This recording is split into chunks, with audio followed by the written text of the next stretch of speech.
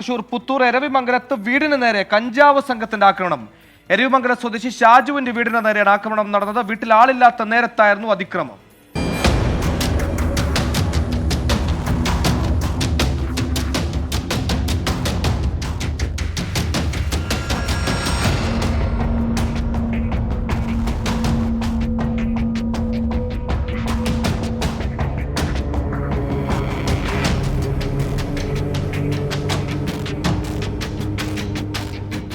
രാവിലെ 8:30യോടെയായിരുന്നു സംഭവം പുറത്തറിയുന്നത്.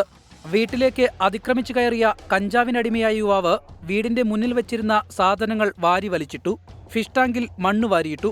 പ്രാവിൻകൂട് പൊളിച്ച് പ്രാവുകളെ തുറന്നുവിട്ടു. വീടിന് മുന്നിൽ നിർത്തിയിട്ടിരുന്ന ബൈക്കും നശിപ്പിച്ചു. ഇതിനിടെ വീട് കുത്തിപ്പൊളിക്കാനും യുവാവ് ശ്രമിച്ചു. ഇത് വിഫലമായതോടെ ഗ്യാസ് കുറ്റി എടുത്ത് വലിച്ചെറിയുകയും മുറ്റത്തെ ചെടിച്ചട്ടികൾ തകർക്കുകയും ചെയ്തു. കൂടാതെ വീട്ടിലെ വളർത്തുകോഴിയെയും യുവാവ് കുത്തിപ്പരിക്കേൽപ്പിച്ചു.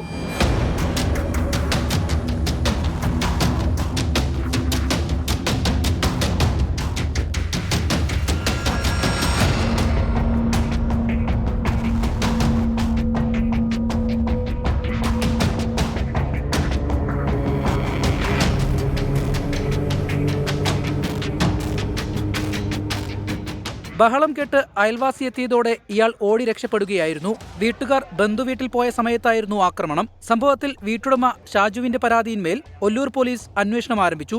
മേഖലയിലെ കഞ്ചാവ് ഉപയോഗിക്കുന്നവരെ കേന്ദ്രീകരിച്ചാണ് അന്വേഷണം നടക്കുന്നത്. 24 തൃശൂർ.